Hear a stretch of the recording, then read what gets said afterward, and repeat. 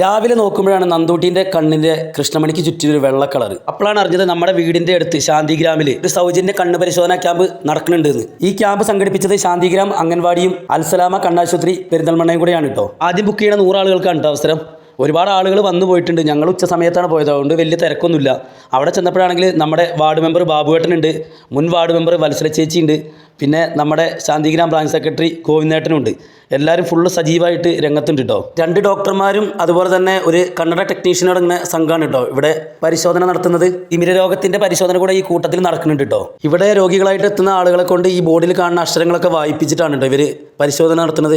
അങ്ങനെ നന്ദൂട്ടീനെ കണ്ണ് പരിശോധിക്കാനായിട്ട് നേരെ അവിടെ കൊണ്ടുചെന്നിരുത്തി. ഡോക്ടറോട് കാര്യം പറയുമ്പോൾ ഡോക്ടർ മൊബൈലിൽ ഒരു ഫോട്ടോയൊക്കെ എടുത്തിട്ട് ഒന്ന് ചെക്ക് ചെയ്ത് നോക്കി കഴിഞ്ഞപ്പോൾ ഡോക്ടർ പറഞ്ഞത് ഇതെന്തോ പൊടി എന്തോ വീണിട്ട് ആയതാണെന്നാണ്.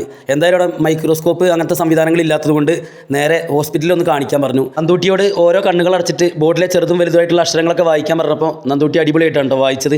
അപ്പോൾ കാഴ്ചയ്ക്ക് കുഴപ്പമൊന്നുമില്ല. ഏതായാലും റിസ്ക് എടുക്കേണ്ട കണ്ണിൻ്റെ കാര്യമല്ലേ. നാളെ തിങ്കളാഴ്ച എന്തായാലും നാളെ ഹോസ്പിറ്റലിൽ ഒന്ന് കാണിക്കാം. അങ്ങനെ പരിശോധന കഴിഞ്ഞ് 2 ആളും വീട്ടിലേക്ക്.